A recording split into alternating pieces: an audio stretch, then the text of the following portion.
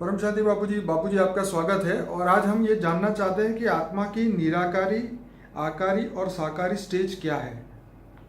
देखो, निराकारी स्टेज आत्माओं की, जैसे मैं एक एग्जांपल दे दूं, आत्मा निराकार कब होती है? जैसे महाशिव ने महाब्रह्मांड का सृजन किया, तो महाशिव निराकार ने सोचा कि मैं एक से अनंत हो जाऊं, तो एक संकल्प मात्र सोचा और अनंत शब्द पूरा सोच या संकल्प, हल्का सा संकल्प, उसके पावर के में से अनंत पावर के ब्रेकअप हुए, परम लाइट के ब्रेकअप हुए, परम लाइट के ब्रेकअप हुए, जो टुकड़े हुए वो सब शिव बन गए। तो वो सब निराकार शिव बने।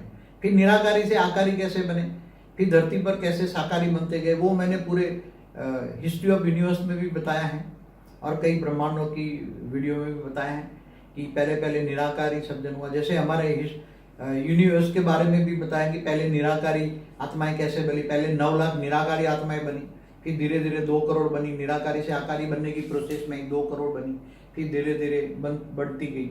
और ऐसी तरह हमने मल्टीवर्स की क्रिएशन ऑफ मल्टीवर्स में भी बताया कि पहले आत्माएं निराकारी बनती है, पावर का एक ब्रेकअप होता है, फिर उसके अंदर धीरे धीरे धीरे मतलब निराकारी से आकारी बनती है। कैसे, पूरी बहुत लंबी प्रोसेस है, इसलिए सब कुछ नहीं बताऊंगा, पूरा आपको वीडियो देखना पड़ेगा। प्रोसेस निराकारी से आकारी, आकारी से साकारी कैसे बनते हैं, ये सारा प्रोसेस आपको देखना पड़ेगा। बाबूजी, यहाँ हम स्टेज की बात करेंगे कि आत्मा की स्टेज कैसे निराकारी, आकारी और साकारी। जैसे मनुष्य अवतार में है, तो मनुष्य अवतार में अगर जो ज्ञानी है, महाज्ञानी है, तो ऊंच से ऊंच परम धाम में, मतलब बेहद की कला के परम धाम में ऑलमाइटी अथॉरिटी रहता है, निराकार स्वरूप में वो याद करता है, आत्मस्वरूप बन के खुद को जान गया कि मैं आत्मा हूँ, स्वयं को जानता है कि मैं आत्मा हूँ। और कोई शिव को जानता है, फिर शिव से कहीं आगे ज्ञान होता है तो महाशिव, परमशिव सब ज्ञान जान लेता है। शिव, महाशिव, परमशिव, ब्रह्मांड, यूनिवर्स, गैलेक्सी, मल्टीवर्स, मल्टीवर्स से भी आगे कई कलाओं के ब्रह्मांड, बेहद की कलाओं का ब्रह्मांड, ये सारा बेहद का ज्ञान सागर में डूबता है, बार बार ज्ञान सागर में गोते लगाता है। तो ज्ञान आने पर आत्मा यहाँ भी मनुष्य अवतार में कभी निराकारी, कभी आकारी, कभी साकारी, तीनों रूप का आत्मा यहाँ भी अनुभव कर सकता है। आत्मा, यहाँ मनुष्य आत्मा की बात करो, जो ज्ञानी तू विशेष आत्मा है, हाई ज्ञानी तू आत्मा, गीता में बोला ना भगवान कृष्ण ने, मुझे ज्ञानी तू आत्मा विशेष प्रिय है। तो जैसे आत्मा निराकारी अवस्था में एकदम बिंदु, आत्मा सेंटर पॉइंट, माइंड के सेंटर पॉइंट में रहती है और माइंड को चलाकर शरीर को चलाती है माइंड के द्वारा, तो आत्मा एकदम निराकारी अनुभव करती है। तो एकदम निराकारी स्टेज में होती है तो वो पावर लेती है, ऊपर ऊंचते ऊंच परम धाम से पावर लेती है, तब निराकारी अवस्था होती है। ऊंचते ऊंच परम धाम में, बेहद की कला के परम धाम से ऑलमाइटी अथॉरिटी के निराकार रूप से पावर लेगी, तो आत्मा में पावर आएगी। धीरे धीरे सोचे कि मुझे सारे शरीर को पावर देना है, क्या सारे शरीर में, तो पूरे बॉडी के अंदर, पूरा आकारी बॉडी है मेरा, आकारी बॉडी है, पूरी बॉडी के अंदर लाइट है, पूरी बॉडी के अंदर लाइट है। एक संकल्प करे, सोचे, जो सोचोगे वो बनोगे। तो पूरी लाइट मेरी, पूरी लाइट की बॉडी है, पूरी लाइट की बॉडी है, तो वो आकारी रूप हुआ। आत्मा का क्या हुआ? आकारी रूप। और पूरा देहभान में है, बिल्कुल न निराकारी स्टेज है न आकारी स्टेज है, दोनों में से कोई स्टेज नहीं है, तो साकारी हो गई। मगर तुम्हें हमेशा कम से कम कर्म योगी बनना है। अगर जितना निराकारी स्वरूप से ज्यादा रहकर आत्मस्वरूप में स्थित होना, माना निराकारी स्टेज, केवल आत्मा याद, आत्मस्वरूप, आप और बाप, ऑलमाइटी अथॉरिटी, आप और ग्रेट ग्रेट ग्रैंड फादर, क्या आप और ग्रेट ग्रेट ग्रैंड फादर, तो ग्रेट ग्रेट ग्रैंड फादर समझ के आत्मस्वरूप बन के पावर लोगे तो बहुत पावर आएगी, बहुत पावर आएगी। तो तुम्हारी आत्मा में जो तमो प्रधान स्टेज है वो धीरे धीरे रजो बनेगी, रजो से फिर सतो प्रधान बन जाएगी, तो ये तुम्हारी अंदर का सूक्ष्म कारण शरीर, सूक्ष्म शरीर, और धीरे धीरे स्थूल शरीर भी चार्ज हो जाएगा। साथ में परम शांति के वाइब्रेशन फैलाओ, परम शांति सोचो, बोलो, परम शांति मिल जाएगी। याद के साथ साथ परम शांति, तो घर में भी परम शांति के वाइब्रेशन फैल जाओगे। तो बाबू जी, यहाँ पे आत्मा ये स्टेज निराकारी, आकारी, साकारी तो है ही, तो ये स्टेज उसको धारण करने में कितना समय लग सकता है? देखो, आत्मा जब ज्ञान धारण करती है ना, तो आत्मा की ये सब स्टेज धारण करने के लिए वक्त लगता है। कोई मासी का घर तो नहीं है, कोई स्थूल चीजें तो नहीं है, ये तो बेहद की, अगर वो बेहद की आत्मा होगी तो ही कर पाएगी, समझ में? आम आत्मा हो तो ये सोच भी नहीं पाएगी। आत्मस्वरूप में स्थित होना, तो ये बेहद की आत्मा, हाई क्वालिटी आत्मा होगी तो ही ये कर पाएगी, मगर उसको टाइम लगेगा बार बार। इसलिए तो गीता में क्या बोला, कर्म योगी बनो, कर्म करते करते मुझे याद कर, पहले तो मुझे जानो, क्या इसलिए गीता में क्या बोला, मैं जब तक ज्ञान योग से नहीं मिलता, मैं ज्ञान से मिलता हूँ। इसलिए ज्ञान, जो बेहद की ज्ञान हाथ में आ जाए तो आत्मा पुरुषार्थ करे, खाते पीते, फिर पावर आएगी तो ऑटोमेटिक विकार चले जाएंगे, काम क्रोध लोभ मोह अहंकार चला जाएगा, उसको जीने का तरीका बदल जाएगा, संस्कार बदल जाएंगे। क्योंकि आत्मा में पावर आने से उसकी जो मन है बदल जाएगा।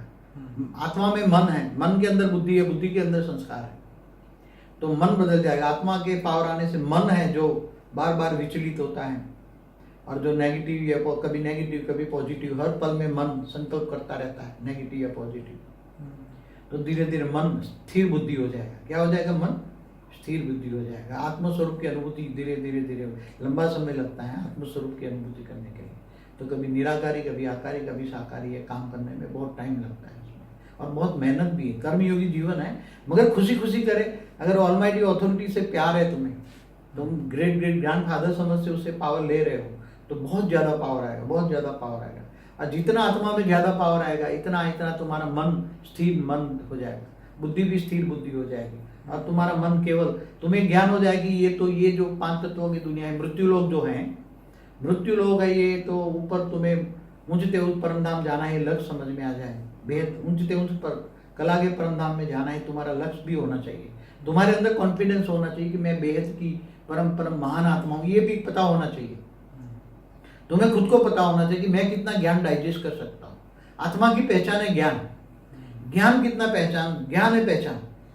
अगर तुम बेहद की आत्मा हो तो बेहद का ज्ञान सागर में डूबोगे, बार बार डूबोगे, और ये ज्ञान रोज चाहोगे, रोज कितनी भी ज्ञान सुनोगे तो भी मतलब समझने के लिए अंदर बुद्धि चलती रहेगी, मगर वो ज्ञान समझ में आते ही तुम्हारी बुद्धि स्थिर हो जाएगी, और बुद्धि स्थिर होते ही संस्कार परिवर्तन हो जाएगा। बेहद के संस्कार अच्छे बनेंगे, बेहद के गुण आएंगे, बेहद का विश्व परिवर्तन का लक्ष्य आएगा। मैं बेहद के विश्व का परिवर्तन करूं, अच्छे संस्कार आएंगे, बेहद की बुद्धि हो जाएगी, बेहद का बुद्धि से बेहद का मन हो जाएगा, बेहद की प्राप्ति होने लगेगी। हद की चीजें, लौकिक भी धीरे धीरे बहुत पुरुषार्थ करोगे तो परम शांति के वाइब्रेशन फैलेंगे ना। परम शांति सोचो बोलो तो परम शांति घर में भी, परम शांति सभी लोगों को आएगी। परम शांति चारों जहां जाओगे परम शांति मिलेगी। तुम्हारे दुश्मन भी तुम्हें याद करेंगे तो उसको परम शांति मिलेगी, क्योंकि तुम्हारे पास जो होगे वो दोगे ना उसको। तुम्हें कोई याद करता है तो तुम्हारे पास जो होगा वो जाएगा ना, और उसका कचरा तुम्हारे पास आएगा, मगर आते ही तुम्हारे परम शांति के अंदर उसका कचरा भस्म हो जाएगा। और पॉजिटिव एक्शन का रिएक्शन तो होता है ना संकल्पों का।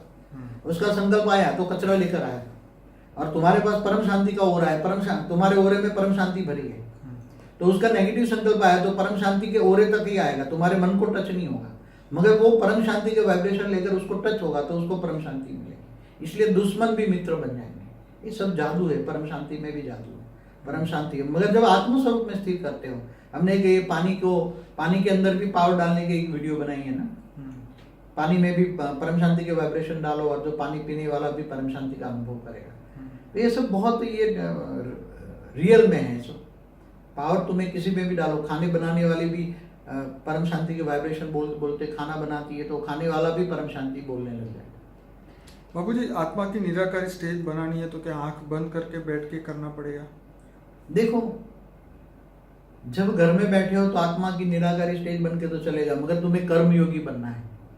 तो पर्टिकुलर 1 घंटे के लिए सपोज 1 घंटे 2 घंटे अगर आत्मस्वरूप बहुत ज्यादा पावरफुल करना है ना, तो आत्मा अगर आंखें बंद करे तो अच्छा है, आंखें बंद करके बैठे तो भी अच्छा है। मगर जब कर्मयोगी, फिर हैबिट हो जाएगी तुम्हें। पहले तो आंखें बंद करके बैठ के करेगा, फिर धीरे धीरे खाते पीते हरते फरते आत्मस्वरूप की अनुभूति करेगा, कर्मयोगी बनेगा।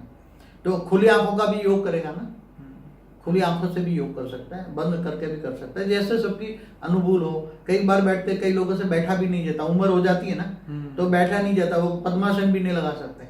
तो यहाँ पद्मासन की जरूरत नहीं है, कोई आसन की जरूरत नहीं है। केवल तुम्हें ये तो हठ योग है ना, आसन करना, ये करना हठ योग, ये सब हठ योग है, ये आत्मा का योग नहीं है, ये सहज राजयोग है। तो सहज राजयोग, सारा राज जानने वाला का सहज राजयोग प्राप्त होता है, सारा ज्ञान प्राप्त होता है। तो कभी कभी लेटे लेटे भी ये आत्मस्वरूप में स्थित होकर ग्रेट ग्रेट ग्रैंड फादर से ऊंचते उच्च परमधाम से पावर ले सकते हो। हल्का योग करो, धीरे धीरे, भारीपन में नहीं, धीरे धीरे प्रैक्टिस बढ़ाते जाओ, प्रैक्टिस बढ़ाते जाओ, प्रैक्टिस बढ़ाते जाओ। आज 2 घंटे की, फिर कल कर्मयोगी बनो, धीरे धीरे 4 घंटा, 5 घंटा, 6 घंटा, 7 घंटा, जितना योग करोगे इतने आत्मा में पावर आएगी। और प्यार होना चाहिए, प्यार से ही पावर आएगा। बाकी ऐसे बिना प्यार के ग्रेट ग्रेट ग्रैंडफादर का भावना रखो तो ज्यादा पावर आएगी। बाकी तुम उसको ऑलमाइटी अथॉरिटी करोगे तो पावर कम आएगी। वो तुम्हारा ग्रेट ग्रेट ग्रैंडफादर ही समझ के करो तो ज्यादा पावर आएगी। चलिए बाबूजी, आपने बहुत बढ़िया समझाया। ज़्यादा समझने के लिए सभी श्रोताओं को हमारे 120 वीडियोस अनस्पोकन ट्रूथ बाय बापूजी के प्लेलिस्ट में हैं, जरूर से देखिए और इस चैनल को सब्सक्राइब करना ना भूलें और इस वीडियो को लाइक करें, शेयर करें, कमेंट करें ताकि ज़्यादा लोगों तक हम पहुंच सके और ये ज्ञान दुनिया तक पहुंच सके। बापूजी, आपका बहुत बहुत धन्यवाद। परम शांति।